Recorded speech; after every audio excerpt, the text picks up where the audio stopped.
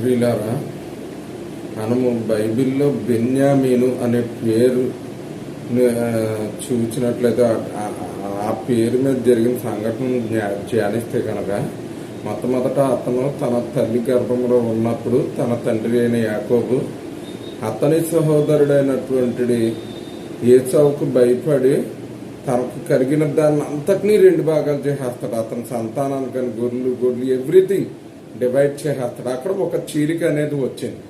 రెండవదిగా చూస్తే కనుక న్యాయాధిపతులకి అందుకే అతను తన చివరి దశలో బెన్యామీన్ చీల్చిన టోడేలే అని కూడా అన్నాడు. అది కాకుండా న్యాయాధిపతుల గ్రంథం 18వ అధ్యాయంలో చూస్తే కనుక బెన్యామీన్ గోత్రానికి చెందినటువంటి కొందరు పోకిళ్ళు చేసిన పనిని బట్టి ఏంటంటే ఇశ్రాయేల్ 12 గోత్రాల మధ్యన యుద్ధం వస్తుంది. దాన్ని బట్టి ఒక గోత్రం, ఆ బెన్యామీన్ గోత్రమే నశించిపోతుంది.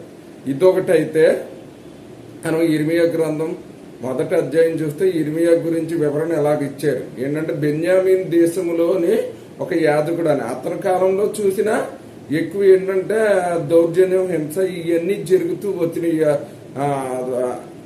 ఇశ్రాయేలీలు 2 గోత్రాల వారు చెరలోకి వెళ్ళటం అతని కాలంలోనే జరిగింది, యుద్ధాలు.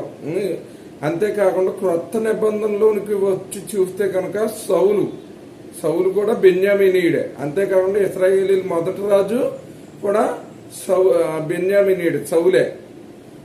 ఇతను కాలంలో స్టెఫను చావుకు సమ్మతించినప్పుడు అంత హింస కలిగి అంత చెల్లా చెదిరైపోయాడు.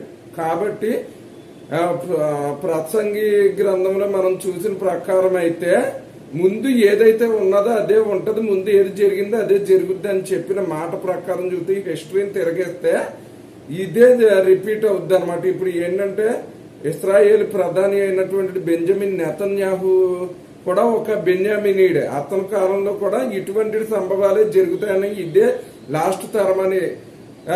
దాని తర్వాత 1000 ఏళ్ల పాలనలో యెహెజ్కేలు 37:24 ప్రకారం అయితే 1000 ఏళ్ల పాలనలో దావీదు యెరూషలేమును పరిపాలిస్తాడని చూసి అది కూడా దావీదు కన్నా ముందు సౌలే పరిపాలించాడు, అంటే బెన్యామీనీయుడు. కాబట్టి ఇదే చివరి తరం అని.